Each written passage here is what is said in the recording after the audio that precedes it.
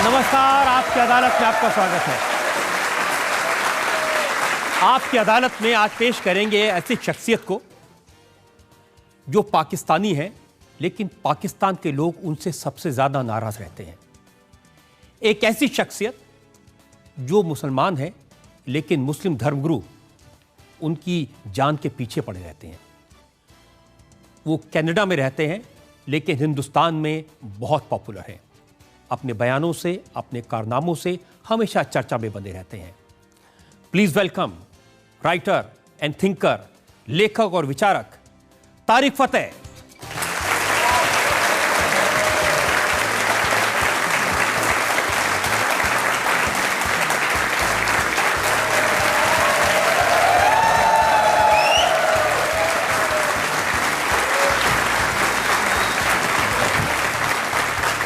आपकी अदालत में आज के इस खास शो के लिए हमारे आज के जज भी खास हैं।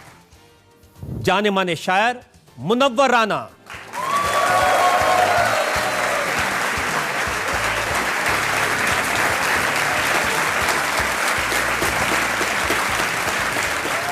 और आपकी अदालत में आज का मुकदमा शुरू करें, इल्जामात और सवालात का सिलसिला शुरू करें, इससे पहले आज के जज मुनव्वर राना की इजाजत चाहेंगे आज की कार्रवाई शुरू करने के लिए। कार्रवाई शुरू की जाए।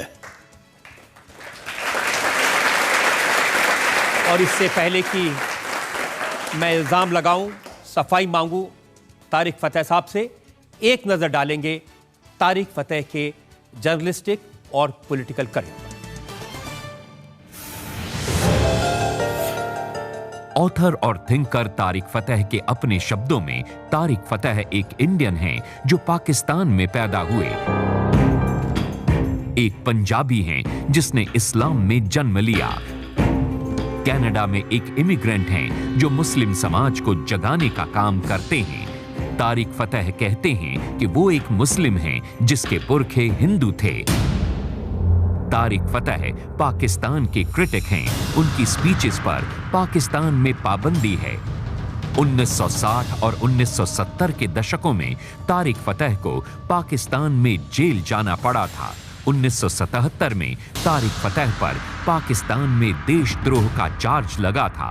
10 साल सऊदी अरब में रहने के बाद तारिक फतेह कनाडा में बस गए। कनाडा में तारिक फतेह कॉलम और किताबें लिखते हैं, एक टॉक शो करते हैं, अपने बयानों से चर्चा में बने रहते हैं।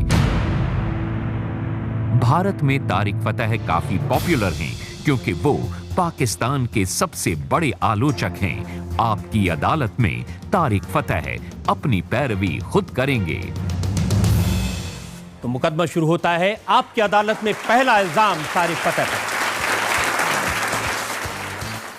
आपकी अदालत में राइटर और कमेंटेटर तारिक फतेह पर इल्जाम है कि पाकिस्तान की नजर में ये इंडिया के एजेंट हैं। अब तारिक साहब, आप पाकिस्तान में पैदा हुए, वहां की मिट्टी में खेले, वहां पढ़े बड़े हुए, लेकिन हर बात पे, और ये इल्ज़ाम मेरा नहीं है, पाकिस्तान के लोगों का है, हर बात पे आप पाकिस्तान के बारे में कुछ कमेंट करते हैं। अब देखिए, रिसेंटली इंडियन आर्मी ने पाकिस्तान में जाकर के सर्जिकल स्ट्राइक्स किए, पूरा पाकिस्तान शॉक्ड है, लेकिन आप ताली बजा रहे हैं, आप कह रहे हैं वाह बड़ा अच्छा किया। मैं आपको करेक्ट कर लूं कि हिंदुस्तान ने पाकिस्तान पे हमला नहीं किया, हिंदुस्तान ने उस सरजमीन पे हमला किया जिस पे पाकिस्तान ने ऑक्यूपेशन की हुई है। हिंदुस्तान का इलाका गिलगित बल्तिस्तान का।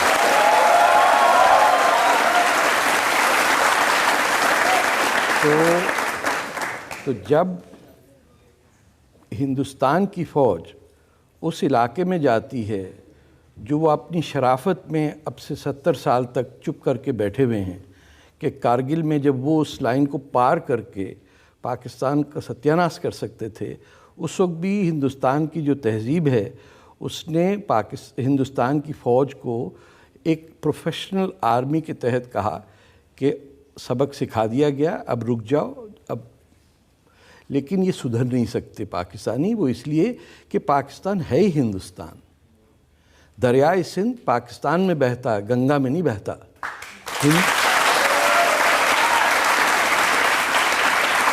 अगर बरतानिया और बरतानिया के एजेंट सूअर के गोश्त खाने वाले मोहम्मद अली जिन्ना शराबी जो अपनी दोस्त की बेटी 16 साली बेटी को लेके भाग गया, उसे अगर कुछ लोग कायदे आज़म कहते हैं, इसमें मेरा कसूर नहीं है। आपने बर्दाश्त कर लिया क्योंकि उसके सूट अच्छे थे। हम क्यों बर्दाश्त करें? हम तो नहीं पैदा हुआ। हमारी तो मजबूरी थी कि हमें हमारे वालिद और दादा और परदादा और परनाना जो 5000 साल से हम हिंदुस्तानी हैं, आपने बॉर्डर की लाइन खींच दी और कह दिया कि अब तुम पाकिस्तानी हो। पाकिस्तान किस चीज़ का? पाक क्या चीज़ है? अफ़गानिस्तान होता है अफ़गान के मुल्कों का, कज़ाकिस्तान है कज़ाक के मुल्कों का, बांग्लादेश है बंगालियों का। पाकिस्तान क्या है? नापाक लोगों की जगह है। मैं कहता हूँ आपको, देखिए, इसीलिए आपकी बातों से पाकिस्तान के लोग खफा होते हैं। अब नवाज शरीफ साहब कह रहे हैं कि हिंदुस्तान ने कोई सर्जिकल स्ट्राइक की नहीं।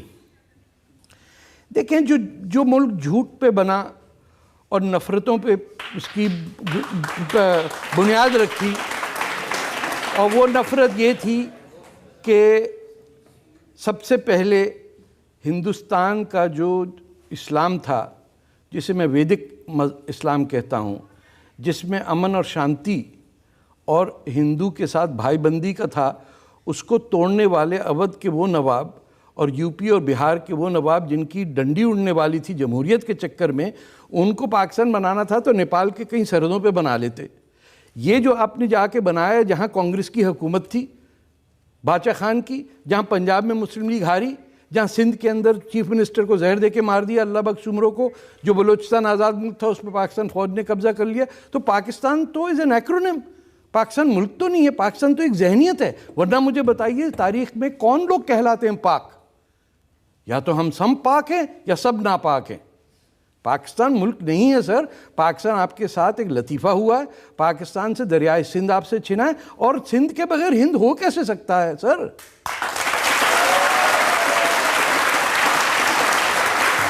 तो आप ये कह रहे हैं कि ये जो सर्जिकल स्ट्राइक किया ये बिल्कुल सही था और थोड़ा और अंदर जाना चाहिए था? नहीं, मैं समझता हूँ, देखें, आखिर मुल्क भी चलाना होता है, हिकमत भी कोई चीज़ होती है, समझदारी भी है।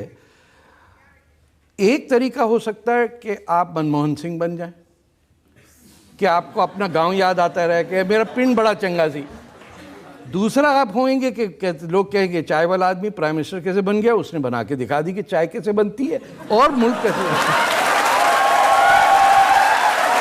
तो मैं, पाकिस्तान में दो शरीफ हैं, नवाज शरीफ और राहिल शरीफ, और उनकी शराफत को भी आप नहीं मान रहे?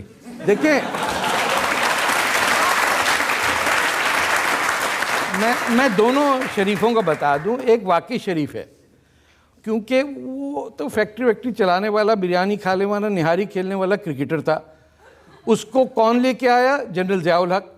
वो अमीरुल मोमिनीन बनना चाहता था। इनके अपना कुछ भी नहीं है। पूरा पाकिस्तान की दौलत लेके ये पंजाब में अपना बना रहे। इनको पता है पाकिस्तान टूटने वाला है, इसीलिए तमाम पाकिस्तान की दौलत इन्वेस्ट होती है पंजाब में। रोड, रेलवे लाइन, बड़े बड़े महल, अमन की आशा की तमाशा वाली आंटियां जो आती हैं यहाँ पे, ये सब पंजाब कर रहा। आपके यहाँ कौन सा आ गया? कभी आपने बाचा खान की बेटी को बुलाया यहाँ? बाचा खान की डॉटर इन लॉ को बुलाया आपने कभी यहाँ? आप किसको बुलाते हैं? वही लोग जो लूट रहे हैं हिंदुस्तान को, जो हिंदुओं से नफरत करते हैं, वो अच्छे से कपड़े पहन के आके थोड़ी सी उर्दू बोलते हैं। आप लोग कहते हैं कमाल है, ये तो उर्दू बोल रही, तो बहुत बड़ा इंटेलेक्चुअल होगा। आप कह रहे थे कि इन दो में से एक शरीफ है तो और दूसरा बदमाश है।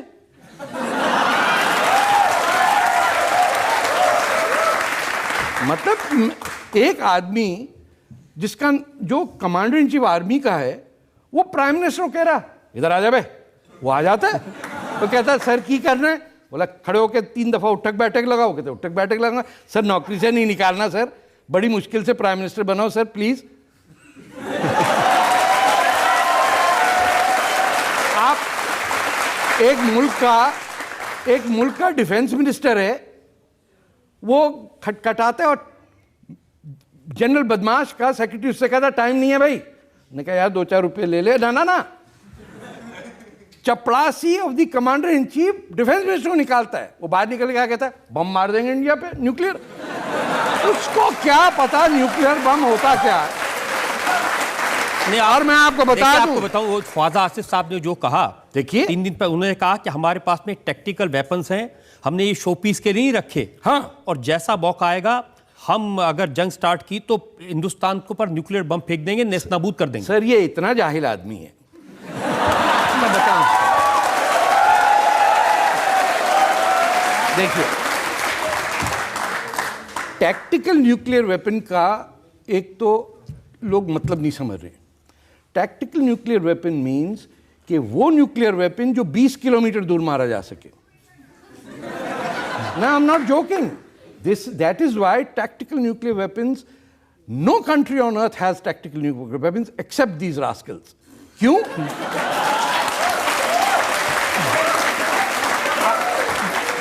या तो इसको पता नहीं है कुछ और ये अपनी जमीनों की वजह से डिफेंस मिनिस्टर बना, या हमारी बदनसीबी के हमारे पड़ोस में इस किस्म के पागलखाना बना हुआ है कि just imagine what he's saying, we can use it. But he can use it on his own territory, sir. He is saying that we will bomb Pakistan. कि अगर इंडिया की फौज आई तो हम अपनी जमीन, इंडिया की फौज का भूटान जाएगी तो मारेंगे। इंडिया की फौज अगर घुसी पाकिस्तान में, कश्मीर तो हम ले ही लेंगे, पाकिस्तान में घुसी तो हम पाकिस्तान को मारेंगे।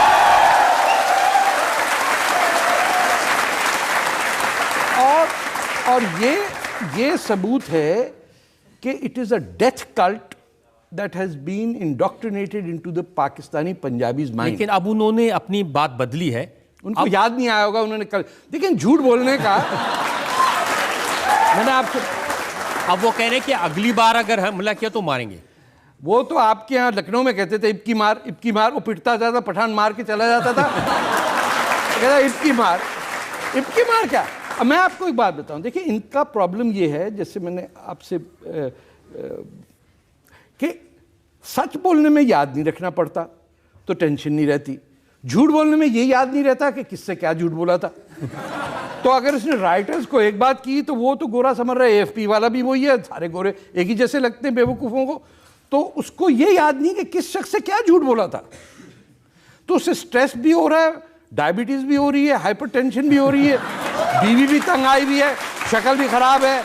तो आप क्या कहेंगे, ये बेवकूफ़ी की बातें हैं, टैक्टिकल वेपन्स। लेकिन अब मैंने देखा इमरान खान मैदान में आए हैं, उन्होंने कहा कि नवाज शरीफ से कुछ नहीं संभलेगा, मैं बताऊंगा इंडिया को कैसे ठीक करना। अरे साहब, जाके किसी से इश्क लड़ाएं या क्रिकेट खेलें, ये किस चक्कर में आए।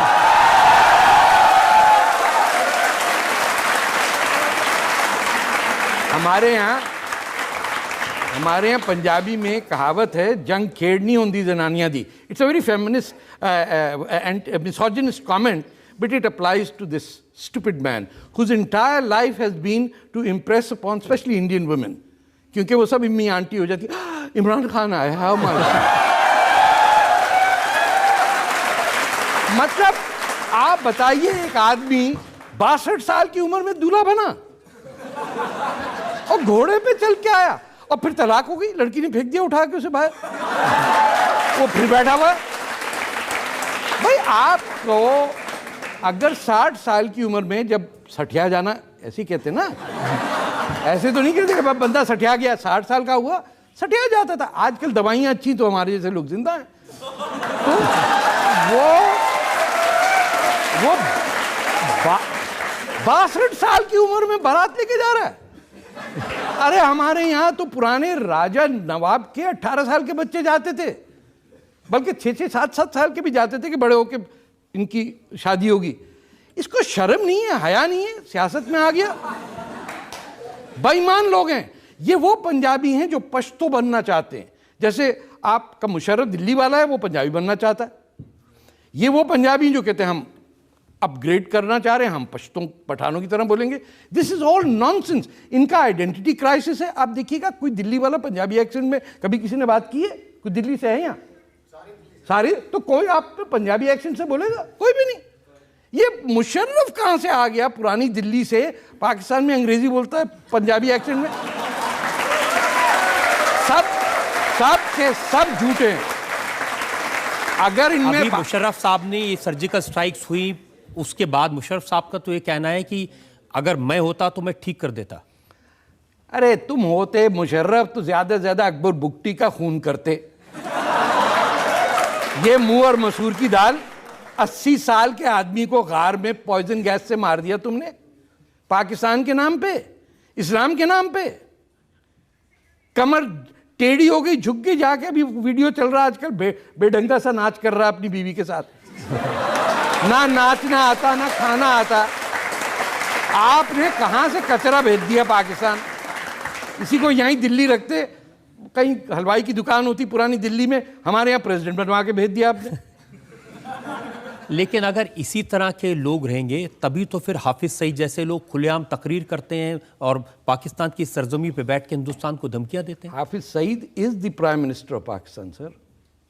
हाफिज Syed Salahuddin is the defence minister of Pakistan. ये किस चक्कर में आप लोग को समझ में नहीं आ रही हिंदुस्तानियों को। आप लोग तो एक तो पता नहीं डीप फिलॉसफी में चले जा रहे हैं। हमको आंखों के सामने नजर आ रहा है कि वो लोग जो 30 लाख बंगालियों को 10 महीने में मुसलमानों को मार सकते हैं, वो अपने माँ बाप को बेच सकते हैं। और मैं आप बताऊं आपको,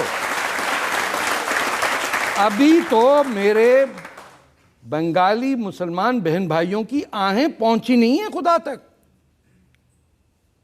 जब पहुंचेंगी वो करेगा, तब हशर होगा, देखिएगा।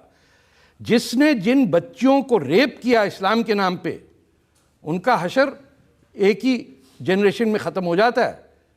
अभी देखिए आगे क्या क्या होता है। बलोच बच्चों को मार के जहाज से फेंकते हैं ज़मीन पे, उनकी बच्चियों को रेप कर रहे हैं आप, बस ये कह के कि ये काफिर है।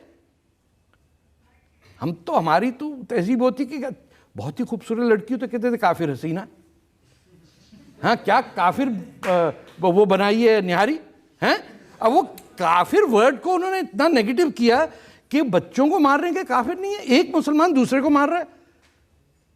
सीरिया में कोई हिंदू मार रहे हैं मुसलमानों को, कौन मार रहा है किसी? ये बात सही है कि लोग कहते हैं कि मरने वाला भी मुसलमान, मारने वाला भी मुसलमान। और आज से नहीं, इनके यहाँ खून चढ़ा हुआ इनको कि किसी तरह पाकिस्तान बनाया था जहां हम पहुंच बैठेंगे, रेस्ट करेंगे, जब अंग्रेज चला जाएगा फिर हमला करके हम मुगल डायनेस्टी तो हमारी है, हम फिर आ जाएंगे नवाब। लेकिन ये अपनी फौज के नाम पर इतनी बड़ी बड़ी बातें करते हैं कि हम नेस्तनाबूद कर देंगे, हमारी फौज बड़ी ताकतवर है। कहाँ से सर? वो फालूदा इनके मिसाइल में कुछ भी नहीं है। बेकार की बात है। ये वो लोग हैं फौजी, आप दुनिया बता। अगर मैं कहूं कि इंडिया की फौज कॉर्नफ्लेक्स बनाने लग जाए तो आपको हंसी आएगी। ये वॉशिंग मशीन बनाते हैं, ये कॉर्नफ्लेक्स बनाते हैं, इनका फौजी बैंक लिमिटेड है, फौजी इनकी ट्रक चलते हैं। हर जनरल जो है जो बेईमानी नहीं करता, he retires as a multi millionaire in US dollars. ईमानदार जनरल, क्योंकि स्ट्रक्चरली ऐसा है कि आप लेफ्टिनेंट से कप्तान हुए 2 बीघा जमीन, कप्तान से मेजर हुए 3 कर्नल दे दो। वो साला जब तक कर्नल पहुंचता है उसके पास 200 एकड़ जमीन आ जाती है। ये लॉज में लिखा हुआ है। एक सारी जो आर्मी के जनरल्स हैं इनके पास में बहुत जमीनें, बहुत sir, hundreds of millions of dollars in Swiss bank accounts. Just General Kayani, the last head of the ISI. You think कि आपका जनरल बदमाश शरीफ जो है ये क्यों कर रहा है? इसकी अपॉइंटमेंट एंड होने वाली है।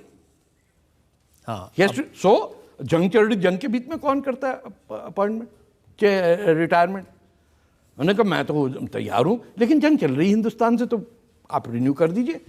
वो बेवकूफ रिन्यू नहीं करेगा, उसकी तो वैसे हवा खारिज हो जाती है कि अरे बाप रे बाप जनरल आ गया, माई बाप माफ कर दो। He'll renew that. This is being done by them to get that man a renewal. ये लोग कहते हैं उसका भाई मर गया था 65 में तो बदला ले। नहीं भैया, ये पाकिस्तानी पंजाबी जनरल, इनको सिर्फ US डॉलर नजर आता है। ये पाउंड स्टर्लिंग में भी खुश नहीं होते। सऊदी रियाल भी जो इनको मिलता है ना खैरात ज़कात में भिखारियों की तरह, वो कन्वर्ट करा के वहाँ भेजते हैं अमेरिका शरीफ। मैंने तो ये सुना कि थोड़ा डर है नवाज शरीफ साहब को कि कहीं राइल शरीफ कू ना कर दें जाते जाते। कू कर दिया सर, मैं आपसे कह रहा हूँ सर। देखिए, to be very serious, Kerry Lugar bill pass हुआ which was enacted into law. Senator Lugar and जो अब सेक्रेटरी ऑफ स्टेट है, The US Congress determined, it's a law, the moment Pakistan's military takes over the affairs of government in Pakistan, automatically, not with a discussion, all US transfers of fund to Pakistan will come to an end. यानी हुक्का पानी बंद, that is carry लुगर bill. उसका bypass, अमेरिकियों को क्या पता किस type के चोरों से डील कर रहे हैं. उन्होंने कहा सर कू करेंगे ही नहीं, बताएंगे नहीं किसी को कू हुआ. वो तो ज़ियाउल हक ने कहा था ना 4 जुलाई को, वो अमेरिकन एम्बेसी में शराब पी रहा था जुल्फ़िकार अली भुट्टो, ये भागे जा रहे थे और जाके कू कर दिया इन्होंने. अब कू होगा किसी को पता ही नहीं. आपको किसी ने टेलीग्राम दी कि कू नहीं हुआ? अगर कू नहीं हुआ तब बताइए. Coup is the default state of affairs. Karachi में दुनिया का 8वां बड़ा शहर, पाकिस्तान फौज आप ही यूपीसीपी के महाजरों को कत्लेआम कर रही है. 200 बच्चा गायब है, डेड. कराची का मेयर पिछले 3 महीने से जेल में. आपने खबर सुनी कभी? कभी टाइम्स ऑफ इंडिया कहीं किसको पीड़ी नहीं है इस बात की? वो कहते हैं अनाउंस नहीं हुआ. अरे अनाउंस नहीं हुआ. कराची का मेयर ऐसे है, केजरीवाल साहब को जेल में बंद किया और किसी को पता ना हो. ये मुमकिन है? नहीं. आप ढूंढ रहे हैं कि वो कि लाहौर है पाकिस्तान. लेकिन हमारे प्रधानमंत्री तो कोशिश कर रहे थे नवाज शरीफ साहब से दोस्ती करने की, उनको यहाँ बुलाया, उनके यहाँ चाय पर गए. देखें, कभी तो चोर को ले जाना पड़ता है ना, to prove the point. Prime minister Modi has played his cards well. उन्होंने कहा कि भाई हम आपके तरफ हमेशा से, हर प्राइम मिनिस्टर ने गुडविल शो की है. जवाहरलाल नेहरू ने, इवन शास्त्री साहब ने, बाद में इंदिरा गांधी ने तो सब कुछ जीत के लुटा के दे दिया पाकिस्तान को 90,000 फौजी. इंडिया की पॉलिसी है to contain any tension with Pakistan and grow economically through the trade routes to Afghanistan and all that. Pakistan की डिफ़ॉल्ट पॉलिसी है कि दिल्ली पे फिर से कब्ज़ा और मुग़ल सल्तनत हम बनाएंगे, और वो हाथ में लोटा मुंह में पान लेके रहेंगे पाकिस्तान. सारे भाई लोग फिर दिल्ली की तरफ चलेंगे और राज करेंगे. और मियाँ आपको तो पता है कि एक मुसलमान 10 हिंदुओं को मार देता है यूं ही करके, चटाक करके. उसी में हर पाकिस्तानी पंजाबी बिलीव करता. फिर पिट के आ जाता, कहता यार ये किस गलत किस्म का हिंदू मिल गया होगा तुम्हें. उन्हें कहा नहीं भाई वो तो पारसी था, मानिक शाह. अच्छा वो कौन? अच्छा वो सिख था. अरे वो हिंदू था ही नहीं कोई वहां इस पाकिस्तान में. लेकिन 3 बार जंग में हारे तो भी समझ नहीं आई. याददाश्त कमजोर है ना.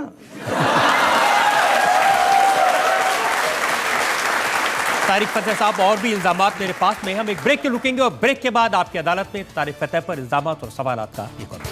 जब उनसे पूछते हैं वो कहते हैं चाहे वो पठानकोट का हमला हो, चाहे वो उरी का हमला हो, हमने किसी को नहीं भेजा, ये हिंदुस्तान ने अपने आप ही हमला. हाँ, आसमान से फरिश्ते उतर आए.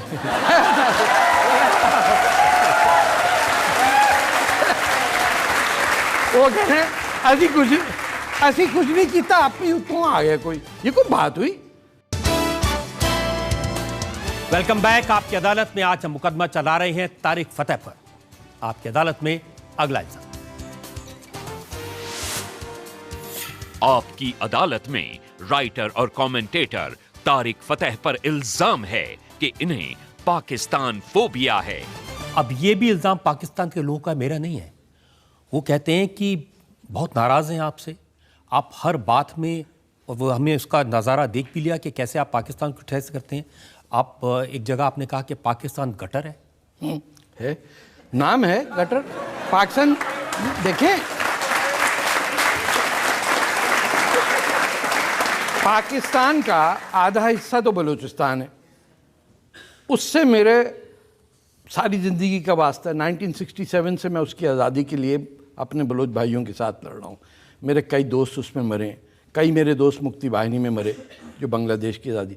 तो बांग्लादेश की आज़ादी में मैं था, which was 60% Pakistan population wise, तो मैं तो प्रो पाकिस्तान हुआ ना. Balochistan which is 48% of the territory of Pakistan, I am in favour of them. Sindhu देश की मूवमेंट में मैं उनके साथ हूँ, that is another 20% of Pakistan. Karachi का मेयर मेरा जिगरी यार है. कराची को मैं कहता हूँ कि उसके साथ जो ज़्यादती हुई, तो मेरा इशू ये पाकिस्तानियों से नहीं है, मैं इनको पाकिस्तानी कहता नहीं हूँ। नहीं, आप कहते हैं मैं पाकिस्तानी हूँ, लेकिन आप कहते हैं नहीं, कि मैं नहीं कहता, मैं कहता हूँ आई am an Indian born in Pakistan. मैं अपने आप को पाकिस्तानी नहीं कहता हूँ। 1965 की जंग की मैंने कहा not a Pakistani, I am a Punjabi, I am a Muslim, लेकिन आप I am an Indian, I am not a Pakistan, there is no such thing as Pakistan. लेकिन तारिक साहब, आप ये भी तो कहते हैं ना कि पाकिस्तान पूरी दुनिया में आतंकवाद को, टेररिज्म को, दहशतगर्दी को एक्सपोर्ट करता है। तो इसमें कोई शक है क्या? देखिए, मैं इसको क्लैरिफाई करूं। देखिए, एक इंस्टीट्यूशन तो है ना Pakistan, it's not a country. What I mean is कि Pakistan is the component of the military officers, the Punjabi landlords, idiots like the defence minister, और वो जनरल जो है, इनका ट्विटर का जनरल है, जनरल बाजवा, और बेतहाशा इस किस्म के अहमक लोग आपको मिलेंगे जो पाकिस्तान टीवी पे गलत किस्म की उर्दू। आप कहते हैं 2 तरह के जनरल होते हैं वहाँ, विस्की जनरल और मुल्ला जनरल। देखिए, वो कैसा जनरल है जो विस्की नहीं पीता हो और थोड़ी सी खाने के बाद ब्रांडी? ये कैसा मुसलमान है जो शराब नहीं पीता? अब मिर्जा गालिब को आप कहेंगे कि वो शराब पीते थे? अरे भैया, मोहम्मद अली जिन्ना सुअर खाता था, शराब पीता, तो उसको तो कायदे आज़म बना दिया आपने। हम कहते हैं हमको बियर पीनी, तो कहते हैं काफिर। तो आप डिसाइड करें। लेकिन अगर पाकिस्तान के लीडरान की बात सुने तो नवाज शरीफ साहब या राहिल शरीफ, ये सब लोग कहते हैं कि हम खुद टेररिज्म के विक्टिम हैं। अरे छोड़िए साहब, ये इनको देखिए, ये छोटे छुट भैया टाइप के गुंडे नहीं होते हैं जो गुंडों के गुंडे होते हैं। वो बड़ा दादा कहता है अरे ये हमारा एरिया है, वो फिर छोटे से कहता है पप्पू ये गली तुम्हारी है, फिर वो पप्पू यूं घूमता अरे हमारा दोस्त है मारे। ये यूजलेस पीपल सर। इन्होंने जिंदगी में किताब नहीं पढ़ी। प्राइम मिनिस्टर नवाज शरीफ के घर में गार्डियन का कॉरेस्पॉन्डेंट जाता है, महल है जनाब, शेर मरा हुआ, चीता, हाथी, दांत निकले हुए, सर। उसने कहा आपके पैलेस में साहब रिसाला है कोई? अखबार एक नहीं था, किताब तो दूर की बात है। देयर वाज नो बुक और न्यूज़पेपर इन दैट हाउस। इन्होंने कुछ नहीं किया। इन्होंने सबसे बड़ी किताब जो पढ़ी है ना, वो होगी how to make friends, Dale Carnegie की, वो भी 1962 का एडिशन। अगर इनसे आप ये सवाल पूछें और 30 सेकंड में 2 सेकंड में जवाब ना मिले तो झूठ बोल रहा है। अब उसे कहे which book are you reading nowadays? वो कहता क्यों इम्तिहान होने वाला है कोई? That's the only book they read. Chartered accountant का, फिर वो सर्टिफिकेशन होती है माइक्रोसॉफ्ट की, वो सब पढ़ रहे हैं। ईजाद कुछ नहीं कर पा रहे। ईजाद हिंदुस्तान में हर चीज़ हो रही है।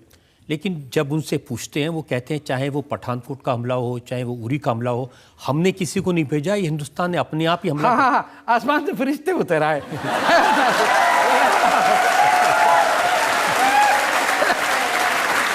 वो कह रहे असी कुछ नहीं किया, आप ही उतों आ गया कोई। ये कोई बात हुई? कुछ स्टूपिड समझा हुआ हम लोगों को। ये मतलब हिंदुस्तान के लिबरल लेफ्ट वाले लोग मानते होंगे हमने इनको आंखों में देखा, आंखों में आग डाल के, ये तो प्राइम मिनिस्टरों को हैंग करने वाली कौम है। एक लियाकत अली खान किसी के बम फाड़ देते हैं, अपने प्रेसिडेंट्स की, अमेरिकन एम्बेसडर समेत जनरल जिया को उड़ाया, वो जुल्फिकार अली भुट्टो को उड़ाया, बेनज़ीर भुट्टो को उड़ाया। इनका तो एक्स्ट्रा वो करिकुलर एक्टिविटी नहीं होती है ना, फिजिक्स पढ़ लिया, मैथ पढ़ लिया, इंग्लिश पढ़ लिया, आप जाओ फुटबॉल खेलो। ये एक्स्ट्रा करिकुलर एक्टिविटी में मार रहे हैं आजकल। अब देखिए, बांग्लादेश से 90,000 कैदी आए, इंदिरा गांधी ने तोहफा दे दिया। इन्होंने क्या किया उन 90,000 लोगों? उन्होंने कहा जाओ यार, उन्होंने कहा सर सानू लोग मारने ने असी की करिए। उन्होंने कहा सर 2 साल से बैठे इंडिया ने कोई हमें पिस्तौल नहीं चलाने दी। उन्होंने कहा अच्छा सबको सब बलूचिस्तान भेज दो। 73 में द सेम मर्डरर्स और बांग्लादेश स्टार्टेड किलिंग इन बलूचिस्तान, जो 73 to 75 वहाँ वॉर हुई। आप बलूचिस्तान की बात करें ना, लेकिन पाकिस्तान की सरकार कहती है कि बलूचिस्तान में तो इंडियन की इंटेलिजेंस एजेंसी रॉ वाले सब कुछ गड़बड़ कर रहे हैं। करें क्यों? वो तो इंडिपेंडेंट कंट्री है, उनकी मर्जी है। आपने ऑक्यूपाई किया ना। मोहम्मद अली जिन्ना ने 90 पाउंड अपना वजन सोने का तराजू में बैठ के बुड्ढे ने दिए कि 1936 में तुमको आज़ादी चाहिए Kalat as an independent state. उसने कहा हाँ सर, तो मेरा वजन जो है उतना सोना दे दो मुझे। ये उस गरीब लोगों का 90 पाउंड 24 कैरेट गोल्ड खाने वाला आदमी फिर अपनी बहन को कहता है 10 मिलियन रुपए का वो दो, हीरे जवाहरात का। बहन भाई दोनों लूट के ले गए। Balochistan was an independent state by the Cripps Commission on August 4th, 1947, before India and Pakistan. जब ये सब हो गया तो उसने कहा अब आपको मैं फौज भेज रहा हूँ इन्वेट करने को। उन्होंने कहा सर आप तो हमारे वकील थे। उसने कहा वो तो आपका वकील था, अब मैं गवर्नर जनरल हूँ। तो he is the first person who ordered the invasion of an independent country. तो वाकई में बलूचिस्तान में इतने हालात ख़राब हैं जैसे बताते हैं लोग? सर उससे ज़्यादा ख़राब है। मैं आपको बताऊं, मेरे अपने और ऐसे कि मेरे एज ग्रुप का कोई बलोच अब एक्टिव नहीं है, क्योंकि आपके नवासे को उठा के ले जाए, आप पहाड़ों में लड़ रहे हैं, आपकी बीवी को उठा के ले जाए, बोले अब 2 आदमियों ने आज रेप किया, आप नहीं आए तो 2 और करेंगे, तो आ जाइए आप सरेंडर करने। वो जैसे ही आते उसको शूट करके मार देते हैं, वो फिर रेप कैंप में चली जाती लड़की। तो जो बांग्लादेश में किया पाकिस्तान फौज ने, आज वो बलूचिस्तान में कर रही, क्योंकि पाकिस्तान की फौज और कुछ कर ही नहीं सकती। लेकिन ये बताइए कि पाकिस्तान के लोग इतने आपसे क्यों नफरत करने लगे हैं? नहीं करते सर, पंजाबी मुसलमान करता है और वो उसको करना भी चाहिए, क्योंकि I am from them, I know the truth, और मुझे सच बोलने की आदत है। उनको झूठ सहने की वो आदत पड़ गई। या इसलिए कि वहाँ पर 2-2 बार जेल में रखा आपको? नहीं, मुझे जेल तो कराची में था, फिर मच बलूचिस्तान में था, उससे पंजाब का कोई ताल्लुक नहीं। पंजाब के पे इल्ज़ाम ये है कि ये वाहिद दुनिया की 400 नेशनैलिटीज़ में, 200 मुल्क और 200 और माइनॉरिटी ग्रुप्स में, it's the only people who band their own language. Punjab के एक स्कूल में पंजाबी नहीं पढ़ाई जाती। पंजाब के मिडिल क्लास के फैमिलीज शर्मिंदा रहती हैं कि उनका बच्चा किसी के सामने पंजाबी बात ना कर ले। मुझे ये पता चला कि जब आपको कैंसर था, आप हॉस्पिटल में थे, तो दुआ पढ़ी जा रही थी कि ये जिंदा ना बचें। हाँ, वेबसाइट थी, उस पर आप क्लिक करें तो वो अरबी में एक दुआ आती थी कि या अल्लाह इस मोटे से आदमी को उठा ले। अच्छा, मैंने कहा कि भाई वो कर रहे हो, वो सुन नहीं रहा है, वो ऊपर वाला is an long leave of absence. नहीं, भगवान का बहुत बहुत शुक्र है कि आप ना हमारे साथ है सर। वो इस मामले में भगवान हमारे साथ है, क्योंकि अगर उनके साथ होता तो मैं मर चुका होता।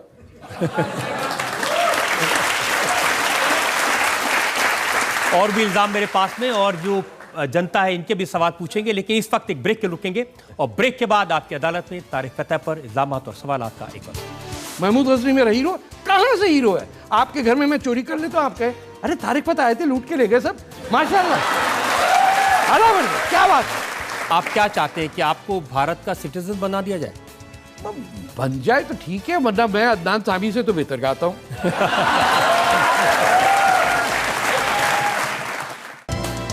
Welcome back. आपकी अदालत में मुकदमा चला रहे हैं तारिक फतेह पर। आपकी अदालत में अगला इल्जाम। आपकी अदालत में राइटर और कमेंटेटर तारिक फतेह पर इल्जाम है कि ये जहां जाते हैं वहां माहौल खराब करते हैं। अब देखिए, अब तक तो मैं आपको पाकिस्तान के इल्जामात बता रहा था, वहां के लोगों की शिकायतें बता रहा था। हमारे Ghulam Nabi Azad, leader of the opposition Rajyasabha में, उन्होंने कहा कि ये आदमी जहां जाता है माहौल खराब कर देता है, ऐसी बातें करता है, लोगों को भड़काता है। क्या कहूं उनसे?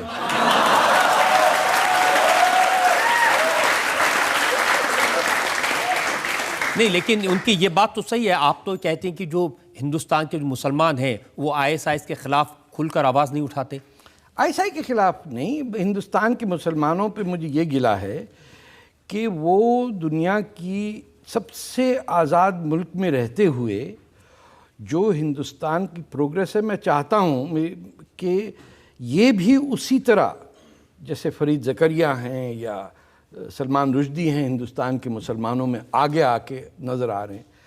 एक रिवाज निकला है कि अब सबको बुर्का पहना दो, और जब माएँ बुरकों में बंद रहती हैं तो उनके बच्चे भी उतना ही विटामिन डी डिफिशिएंसी में रहते हैं। वो कवानीन जो सऊदी अरेबिया की तेल की वजह से हिंदुस्तान पहुँचे हैं, जो उनके मौलवियों को तनख्वाहें मिल रही हैं, जो पैसा आ रहा है बाहर से, उससे हमारे मुसलमान, हिंदुस्तान के मुसलमान जो अरूज पे पहुंच सकते हैं, क्योंकि they are not the deprived class. ये तो रूलिंग क्लास है। 800-900 साल मुसलमान ने यहाँ हुकूमत की, को हम दलितों की बात नहीं कर रहे। तो वो अपने ही हाथों में क्यों जंजीरें डाल रहे हैं? इसलिए कि जो लोग उनको सिखाने वाले हैं, अब जाकिर नायक हैं जी, बहुत फॉलोइंग है उनकी। बताइए। आप उनके बारे में कहते हैं कि इनकी शक्ल ठीक नहीं है, कपड़े ठीक नहीं है। नहीं, मतलब अच्छी शक्ल है, उन्होंने खुद खराब की हुई है। मुझे इस पे एतराज है। देखिए, मैं ये कहता हूँ कि अल्लाह ताला ने आपको इजाज़त दी कि दाढ़ी और मूछें रखें। ये जो मूछें उड़ाई हुई हैं मुसलमानों ने, ये सलफ़ी इस्लाम का इशारा है। ये जिहादी ताकतों का ताल्लुक़ है इससे, जो हिंदुस्तान में लोग समझे नहीं है। जिसकी मूछ नहीं है और दाढ़ी है, तब समझ लें कि यहाँ गड़बड़ है। देखिए क्या फ़र्क पड़ता है, क्योंकि वो फ्लैग है, दाढ़ी नहीं है। नहीं, मैं बता रहा हूँ। आप कभी कपड़ों पर कमेंट करते हैं? मैं बताऊंगा ना आपको कि अगर आप नाटसी झंडा सर पे पहनेंगे तो आपको लोग नाटसी कहेंगे ना। तो अगर आप इख्वानुल मुस्लिमीन का हिजाब, जिसका हिंदुस्तान से कोई ताल्लुक नहीं, हमारे यहाँ दुपट्टा है, मुसलमान क्या है, हिंदू सिख भी दुपट्टा पहनते हैं पंजाब में, I have no problem, it's a beautiful dress. लेकिन जब से अरबों के पास तेल आया, हिंदुस्तान में जो पूरी आज़ादी की मूवमेंट में मुसलमान औरतें मेवत और इधर उधर से बाहर निकल के आ रही थी, और आप देखिए 1950s में क्या उनकी पार्टिसिपेशन थी। अब क्या होता जा रहा है? अब आए दिन तो इल्ज़ाम लग जाता है। देखिए, आप कौन होते हैं तय करने वाले, कौन कैसे कपड़े पहनेगा, कौन कैसी दाढ़ी रखेगा? मैं बताता हूँ आपको। जब कोई सुसाइड करने वाला है तो आप क्या कहेंगे? You have a choice to jump और नॉट टू जंप।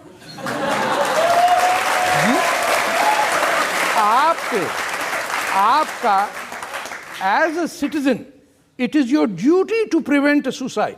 नंबर 2, आपके मोहल्ले में लड़के को हेरोइन के इंजेक्शन लगाने का होता है, तो बोले भाई चॉइस है, हम क्या होते होने कि हेरोइन ले ना ले। वो लड़खड़ाता अच्छा खासा MBBS पास करने वाला बच्चा ड्रग एडिक्ट हो गया। क्यों? मोहल्ले वालों ने कहा इट इज ए चॉइस। खुद कमाल है। आई हैव, ये मेरी कम्युनिटी है, मैं मुसलमान हूं। एक तरफ है अल्लाह का इस्लाम, एक तरफ है मुल्ला का इस्लाम। मेरा इस्लाम अल्लाह का इस्लाम है, ये बदनसीबों का मुल्ला का इस्लाम है। लेकिन कोई टोपी लगाए, कोई पजामा पहने, कोई कमीज पहने, क्या प्रॉब्लम है? हाँ, अगर उस खाकसारों की यूनिफॉर्म थी, आपको याद हो RSS वालों की भी यूनिफॉर्म है, उस पर भी बड़ा एतराज़ लोग करते हैं कि चड्डी वाला और पता नहीं क्या क्या कहते हैं। लाल टोपी वाले भी थे। ये फैशिज्म के सिंबल्स हैं। 1930s में मसलूनी और बाद में नाज़ी पार्टी के पॉलिटिकल पार्टीज की यूनिफॉर्म्स होती थी। जिस लिबास से सऊदी अरेबिया के हिंदू हेटिंग कम्युनिटी का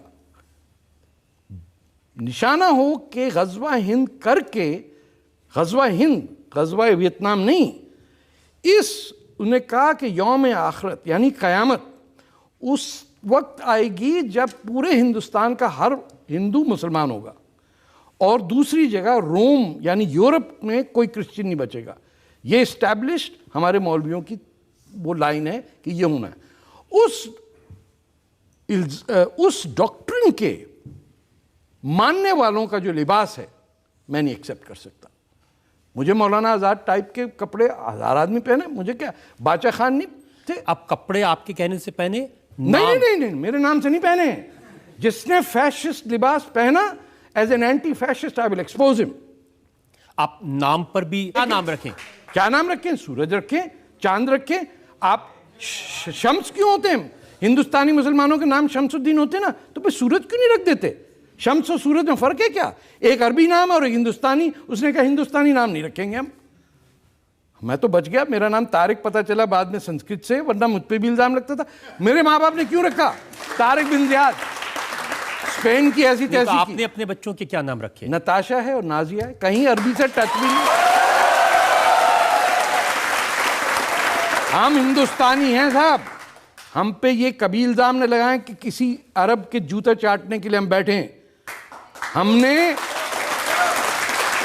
देखें, अरब कह सकता है कि जहालत का दौर था, हमारे यहां तो गुप्ता डायनेस्टी 6th सेंचुरी में खत्म हो चुकी थी सिविलाइजेशन, दूसरे आगे चल गए थे। अशोका को गांव में जहालत का जमाना कहेंगे अशोका को? ये कौन बेवकूफ है? चंद्रगुप्ता मौर्य को कह रहे कि गांव जहालत थी, और फिर आगे वो कुतुबुद्दीन ऐबक और जनाब वो बाबर घोड़े पे चढ़ के हमें सिविलाइज करने। कौन होते हैं ये? किसने इजाजत दी इनको यहाँ आने की? कौन है महमूद गजनवी? क्यों नहीं खड़े होके हिंदुस्तान के मुसलमान कहते निकलो यहाँ से? वो कहते गजनी, महमूद गजनी मेरा हीरो। कहाँ से हीरो है? आपके घर में मैं चोरी कर लेता हूँ, आप कहे अरे तारिक फतेह आए थे लूट के ले गए सब, माशाल्लाह अल्लाह, क्या बात। लेकिन नाम बदलने का बहुत, आपको तो सड़कों के नाम औरंगजेब रोड मैंने सुना, आपने कहा कि हम मैंने बदलवाया। मैंने अल्लाह ताला से दुआ मांगी कि इस मनहूस आदमी का जिसका नाम औरंगजेब था, जिसने अपने बाप को मारा, भाई को मारा, बेटे को मारा, बहन को उठा के रेड फोर्ट से, जहां मोदी साहब ने तकरीर की, बहन को गर्दन से उठा के फेंक दिया कि तुम्हारा इश्क एक नॉन रॉयल्टी से हुआ कैसे? जिन लोगों को कत्ल की सजा होनी चाहिए थी, फांसी पर टंगना चाहिए था इस्लामिक शरीयत लॉ के तहत, उसको आपने कह दिया रज़िया औरंगजेब। अरे साहब, चड्डियां सीता था उससे 2-2 रुपए आकर, इतना झूठ। हमने तो कहा कि हिंदुस्तान के मुसलमान के पास 2 ऑप्शन है, औरंगजेब का इस्लाम या दारा शिकोह का इस्लाम।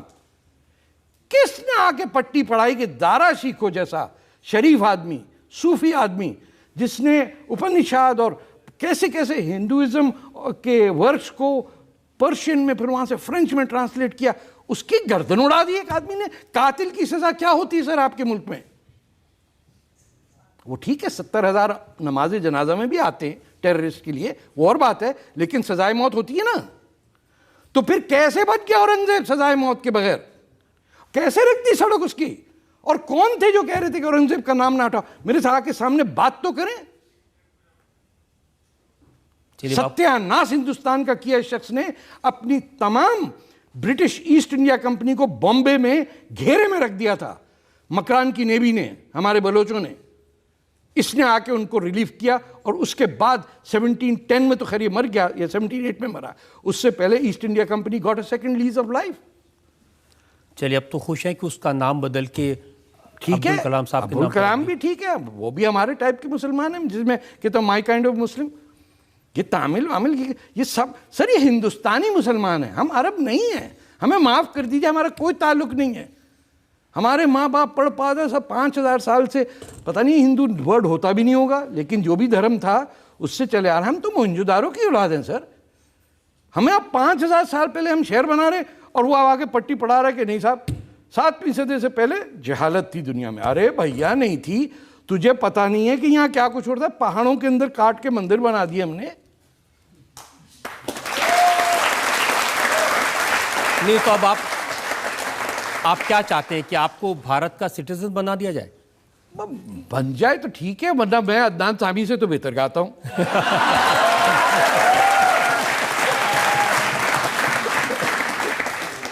पब्लिक में जो लोग सवाल पूछना चाहते हैं, हाँ एक एक करके।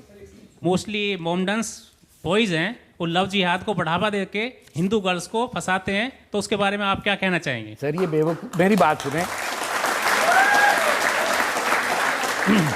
ये बेकार की बात है सर, ये बिल्कुल गलत बात आप कर रहे हैं। मैं आपको बता रहा हूं, हर शख्स की ये राइट है कि उसे किसी और से इश्क करने से रोका ना जाए। जब तक हिंदुस्तान इस चक्कर में रहेगा कि मेरी बेटिया को कौन उठा के ले गया, जब तक आप you will stay in that well. Love जिहाद आपको चाहिए, क्या हो रहा है? तो it is happening the other way around. जहां पाकिस्तान से आए हुए लोग आपके प्रॉमिसिंग पॉलिटिशियंस को दबा करके चली गई, आपको पता है what I am talking about. You as an Indian should never object to a boy and a girl falling in love, ये याद रखिए। यहाँ दीजिए ब्लैक चाय। सर मेरा सवाल है कि पूरी दुनिया आतंकवाद से त्रस्त है और पाकिस्तान भी आतंकवाद से त्रस्त है। पाकिस्तानी अपने आतंकवाद को खत्म नहीं कर पा रहे, इसलिए पाकिस्तान में जनमत संग्रह करवा के पाकिस्तान को हिंदुस्तान में मिला दिया जाए। मोदी जी और भारत के लोग पाकिस्तान से आतंकवाद खत्म कर देंगे। आपका क्या विचार है? टेररिज्म पाकिस्तान में नहीं ख़त्म हो सकती क्योंकि Pakistan is a terrorist state. आप अगर मतलब फिएट की फैक्ट्री में सिर्फ फिएट बन सकती, मर्सिडीज नहीं बन सकती। चाहता हूं कि अब पाकिस्तान में जनमत संग्रह करा के उसे हिंदुस्तान बना दिया जाए। नहीं, क्या क्यों होगा भाई? भूटान को नहीं आप हिंदुस्तान में ला रहे, नेपाल को नहीं ला रहे, तो इनको आज़ाद मुल्क होंगे। सिंध होगा, सिंधु देश होगा, आपका पड़ोसी होगा, आप वहाँ बगैर वीज़े के जाएंगे। जैसे यूरोपियन यूनियन में घूमते हैं आप। नानी का मंदिर जो है बलूचिस्तान में, जहाँ हिंदू सिविलाइजेशन कई हिंदुस्तान के इलाकों से पुरानी है, लोग जाएंगे आएंगे। बादशाह खान के मुल्क में आप जाएंगे, पंजाब लाहौर में जाएंगे, आप जाके देखेंगे रंजीत सिंह का महल कहा था। ये जो खालिस्तान बोलने वाले लोग हैं, इनको चाहिए ये डिमांड करें कि लाहौर हो कैपिटल खालिस्तान का, तो मैं भी फिर खालिस्तानी हो जाऊंगा। धन्यवाद। आप जिस तरह की बातें कर रहे हैं ना, ऐसा लगता है कि आप तो जैसे आरएसएस के, किसी हिंदू फंडामेंटलिस्ट ऑर्गेनाइजेशन के, किसी हिंदू कट्टरपंथी ऑर्गेनाइजेशन के रिप्रेजेंटेटिव हैं।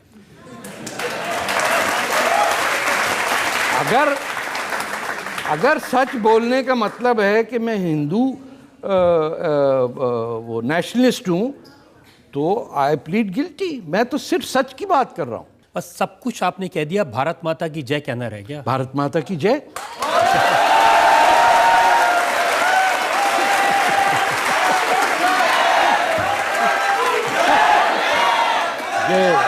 एक और ब्रेक के रुकेंगे और ब्रेक के बाद आपकी अदालत में इल्जाम और सवाल आपका रखा था। लेकिन ये सब बातें आप जब नरेंद्र मोदी प्रधानमंत्री नहीं बने तो उससे पहले भी कहते थे या अभी कहने लगे? अरे मैं तो शशि थरूर टाइप के पॉलिटिशियंस को, लेकिन अब तो ऐसे लगता है कि जो मोदी करते हैं आप उसको सपोर्ट करते हैं। भाई अगर ठीक काम कर रहा है तो मैं पागल हूं कि ना करूं सपोर्ट? ये क्या बात है? Welcome back. आपकी अदालत में आज हमारे मेहमान हैं तारिक फतेह। आपकी अदालत में अगला इंसान। आपकी अदालत में राइटर और कमेंटेटर तारिक फतेह पर इल्जाम है कि ये पब्लिसिटी के लिए बेसिर पैर की बातें करते हैं। अब देखिए, ये सब लोग कहते हैं, हाँ कुछ भी आप कह देते हैं। अभी नाम बदलने की बात की, हाँ। कपड़े बदलने की बात की। आप कहते हैं कि भारत अकेला ऐसा मुल्क है जहां पर मुसलमान खुल के सांस ले सकते हैं। क्यों गलत कह रहा हूं क्या मैं? क्या सऊदी अरेबिया, मुझे बताइए, कजाकिस्तान में ले सकते हैं? नहीं। तुर्की में आपने देख लिया? नहीं। ईरान के आयतुल्लाह को देख लिया? वो बोल ही नहीं सकते। सऊदी अरेबिया में, कतर में, इजिप्ट में, मोरक्को में, एक बेचारा इंडोनेशिया में से हमारा बचा हुआ, वहाँ भी भेज रहे हैं पैसे अपने मौलवियों को भेज के तबलीगी जमात जारी तबाह करने। वरना इंडोनेशिया, वो भी देखिए उसमें इंडो लगा हुआ है साथ।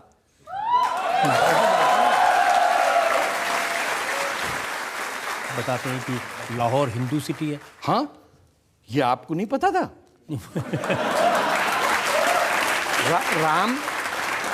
राम के बेटे लव, या प्रोनाउंसिएशन में नहीं, केश और कुश, लव, कुश और लव, तो ये लाहौर और कसूर हैं। ऐसा ही है कि मक्का में मुसलमान ना हो, ये मुमकिन हो सकता है कि लाहौर में हिंदू कोई नहीं है? अभी मरा जाए तो उसके there is no incinerator या crematory to burn him। Pakistan के हिंदुओं को दफन करना पड़ रहा है। आप लोग सो रहे हैं यहाँ बैठे, इंडिया राइजिंग, इंडिया शाइनिंग। देखिए मोहल्ले में क्या हो रहा है, लोगों के साथ ज्यादती। हिंदू मुसलमान का सवाल नहीं है। पाकिस्तान के ईसाई शहरों के ऊपर हमले हुए हैं। ईसाई लड़की ने, आसिया बीबी, कब से है जेल में? आज 7-8 साल हो गए ना। उसको जब गवर्नर गया बचाने के लिए, उसको शूट कर दिया उसके बॉडीगार्ड ने। आप किस किस चीज पे आप खामोश रहेंगे सर? यह आपके मोहल्ले में हो रहा है।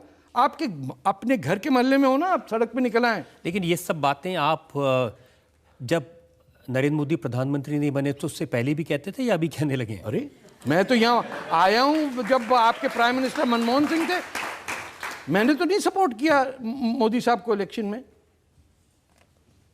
मैं तो आपसे कह रहा हूँ कि मेरी रुझान जो है that is left of centre. मैं तो शशि थरूर टाइप के पॉलिटिशियंस को, लेकिन अब तो ऐसे लगता है कि जो मोदी करते हैं आप उसको सपोर्ट करते हैं। भाई अगर ठीक काम कर रहा है तो मैं पागल हूं कि ना करूं सपोर्ट? ये क्या बात है? देखिए, मोदी साहब पे जो इल्जामात हैं मुसलमानों के, वो झूठ साबित हो गए, वो अभी भी लगे हुए हैं। ओके, जब उन कानूनी तरीके से भी उन पे कोई इल्ज़ाम नहीं है। जब वो ये कह रहे हैं कि गुजरात में उस ट्रेजेडी के बाद राइट बंद हो गया मुसलमानों के अगेंस्ट, जो हर साल सीजन होता था, एक दोनों तरफ के दादागिर निकलते थे, दंगा, जिन लोगों का काम ही दंगा फसाद था, वहाँ इकोनॉमी ठीक होती है तो दंगे फसाद ही चले जाते। अब he is on the right path, he has taken the correct position on Bangladesh. आप देखिए कौन इंडियन प्राइम मिनिस्टर जाके बांग्लादेश में, जो इंडिया का सबसे क्लोजेस्ट एलाय है, लेकिन 90% of Indian don't like Bangladeshis. क्यों? कोई गवर्नमेंट की पॉलिसी नहीं है कि हाउ टू अकोमोडेट एक मुस्लिम कंट्री जिसका कॉन्स्टिट्यूशन सेकुलरिज्म बिलीव करता है। 52 कंट्रीज में से एक है। बहादुर प्राइम मिनिस्टर, खटाखट मर्डरर्स को उसने टांग के रख दिया, जो किसी में दम नहीं है वो कर रही है। He went there to consolidate the ties that India has in liberating and giving Bangladesh the rightful place in history. He did the right thing. और कितने साल हो गए उनको सर? यहाँ तो कुछ प्राइम मिनिस्टर थे तो 15-15, 20-20 साल रहे, कुछ भी नहीं हुआ। पूरा आपका एजुकेशन सिस्टम तबाह कर दिया, क्योंकि आपके बच्चे किसी को हिस्ट्री का नहीं पता। मैं आपके JNU में गया हूँ, post graduate south Asian studies में स्टूडेंट को बलूचिस्तान का नहीं पता था। ये किस टाइप का ग्रेजुएट निकल रहा है वहां से? JNU के स्टूडेंट्स को ये सरकार देशद्रोही कह दे, उन पर इल्जाम लगा दे, तो ये अच्छी बात है? नहीं, वो गलत बात है। वो कुनैया तो इन्हीं ने बनाया है, बीजेपी ने बनाया। ये तो जब आप पागल हो जाएं और गाय के बेसिस पे पूरी मूवमेंट चलाएंगे तो पागलपना हो जाएगा। बट ये मोदी साहब कर रहे हैं क्या? उनके भाई वो तो बड़ा खेल खेल रहे हैं। देखिए, एक तो टीम नहीं है, एक ये भी फैक्टर होता है एडजस्ट करने में। और माशाल्लाह आपकी ब्यूरोक्रेसी सर, क्या बात है। हर फाइल के ऊपर 5000 फाइलें, तो एक फाइल निकले पता नहीं 7 आदमी निकलते हैं फाइलों के साथ। आप कोई सरकारी काम करके, आपको पता है वीज़ा इंडिया का लेना कितना मुश्किल है? इसलिए नहीं पता क्योंकि इंडिया का सिटीजन वीज़ा लेता नहीं है। तो उनको क्या पड़ी है कि जो नॉन इंडियन है वो मर जाता है वीज़ा लेते लेते, रोने लग जाता है कि क्या आपको मुश्किल होती है वीज़ा लेने में? मेरा वीज़ा 15-20 दिन रुका रहा साहब। यहाँ तो लोग कहते हैं कि आपको रॉ पैसे देती है, वो आपका वीज़ा करवा देगी। मुझे आज एक टाटा वालों ने दिया है, वो रॉ का कोई नया आया है, वो परफ्यूम। मैं उसको पता नहीं कहाँ, ये जेब में है साहब। मैंने कहा ये आइडेंटिटी कार्ड मैं कहूँगा मेरा रॉ। मैंने हाँ, वो मुंह पे कहते, मैं कहता हूँ हाँ। रोज आता है ट्रक और रुपयों से भरा हुआ, उसमें 2-2 भक्ति साथ आते हैं और बीवी से कहते हैं नरगिस बीवी पैसा आया, गैराज खोलो। वो खोलती हैं और वो लेके भर भर के अंदर डालते हैं। मजा कर रहे हैं? तुमको बड़ी पीड़ है, तुम भी रॉ ज्वाइन कर लो। तुम तो वैसे बिकाऊ माल है, पूरा मुल्क तुम्हारा भीख पे चलता है। चीन का पैसा, अमेरिका का पैसा, सऊदी अरेबिया का पैसा, कतर का पैसा, दुबई का पैसा। तो जो फकीर हैं वो दूसरे को तो ना कहेंगे यार तू क्यों भीख मांग रहा। आज जनता चलो सवाल पूछना चाहते हैं सर। एक तरफ आप बोलते हैं कि मैं एक इंडियन हूँ पाकिस्तान के अंदर, और दूसरी तरफ आप ये भी कहते हैं कि इंडिया में हर मुसलमान को सांस लेने की इजाज़त है। और फिर आप सर इतना कुछ कहते हैं तो आप यहाँ की सिटीजनशिप क्यों नहीं मांगते? भाई देखिए, लड़की ने सवाल सही किया। मैं आपको You will not believe it that there is no law to apply for citizenship. वो बरमदा मुक्ति को इंडिया में असाइलम देने का कानून नहीं मिल रहा इंडिया को। भाई इसको कैसे लेके आए? ये भी हमारी एक, क्योंकि नॉन इंडियन को तो ये अफेक्ट नहीं करता ना, तो इंडियन सब खुश हैं। लेकिन जो यहाँ पनाह लेने आता है वो कहाँ जाए? वो काठमांडू में बैठा हुआ है, वहाँ पाकिस्तानियों ने इनको पॉइजन किया है इनके खानों में। People who are now getting Sindhi nationalists are getting medical treatment over here with mercury poisoning done in Kathmandu by ISI. तो आप जिस दिन मुझे रास्ता बता दें, आई विल अप्लाई। मैंने तो प्राइम मिनिस्टर से कहा, वो पूछ रहे थे कि कैंसर कैसे हो, मैंने कहा सर मैं अदनान सामी से बेहतर गाता हूँ, मुझे बताइए, रास्ता बता दीजिए। I would take Indian citizenship. आप कहें मैं आके यहाँ सेटल डाउन भी हो जाऊँगा, मेरे पास 5-6 साल और बाकी हैं, फ्रंट फुट पे खेलेंगे, 9 नंबर का खिलाड़ी तो मारता है वैसे ही। आपको आईएसआई से डर नहीं लगता? अब क्या डरेंगे सर, 67 के हो गए, अब डरना क्या है? मतलब 25 साल का आदमी हो तो बोले यार बड़े होके डॉक्टर बनना था, साले आईएसआई ने मार दिया, अब मैं क्या बनूंगा, बड़े होके मैं क्या बनूंगा? तो मारना जिसको मार ले। हम भी पंजाबी हैं, ऐसी बात नहीं है, हम असली पंजाबी हैं। आप सर अभी आपने बोला कि आप अदनान सामी से बेहतर गाते हो, सर प्लीज 2 लाइन सुना दीजिए। अरे यार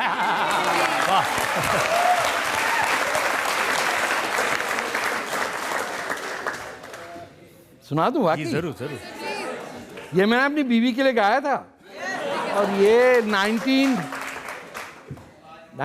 70s में। ये आप चला भी देंगे टीवी पे? जरूर। Oh my God. अच्छा गा दें? बाकी खड़े होके गाना चाहते हैं प्लीज गाइए। माइक वाइक दो यार, ताकि हम ऐसे लगे अदनान सामी।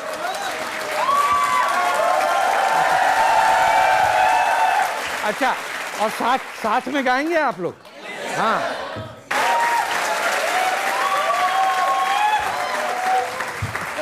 तारिक साहब, हर तरह के इल्ज़ाम हमने लगाए, और जैसा आपका स्वभाव है, अंदाज है आपका, आपने हर चीज़ का खुल के जवाब दिया। हम एक ब्रेक के रुकेंगे और ब्रेक के बाद सुनेंगे आपकी अदालत में आज की जज मुनव्वर राना का फैसला आज के मुकदमे में।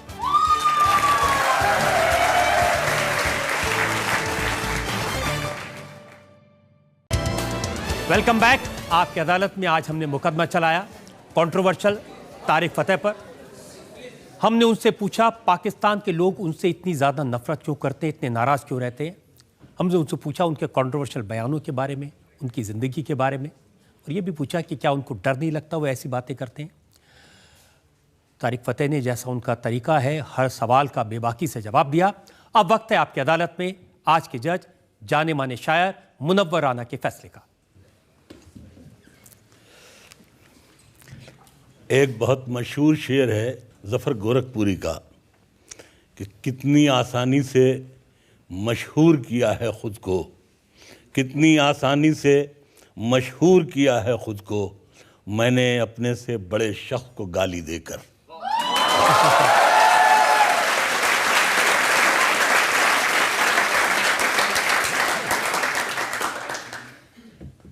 ये अदालत है, जहांगीर का दरबार नहीं। बहुत अच्छी बहस करते हैं, कहानी को खूबसूरत मोड़ देते हैं, किरदारों के साथ इंसाफ भी करते हैं, लेकिन कहानी को इतने कड़वे कलम से लिखते हैं कि कागज़ का मुंह ख़राब हो जाता है।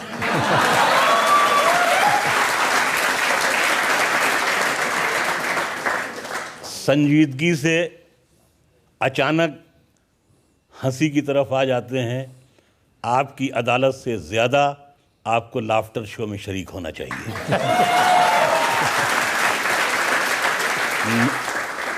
मैं अपने फैसले में सिर्फ ये कहना चाहता हूँ कि आज तक जो भी हुआ उसको भुला देना है। आज से तय है कि दुश्मन को दुआ देना है। आ मेरे यार फिर एक बार गले से लग जा, फिर कभी देखेंगे क्या लेना है क्या देना है।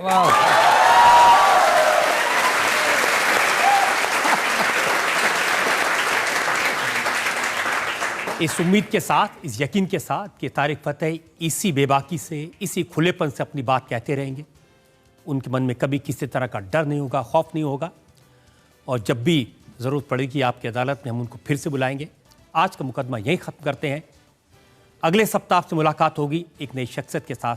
तब तक के लिए नमस्कार।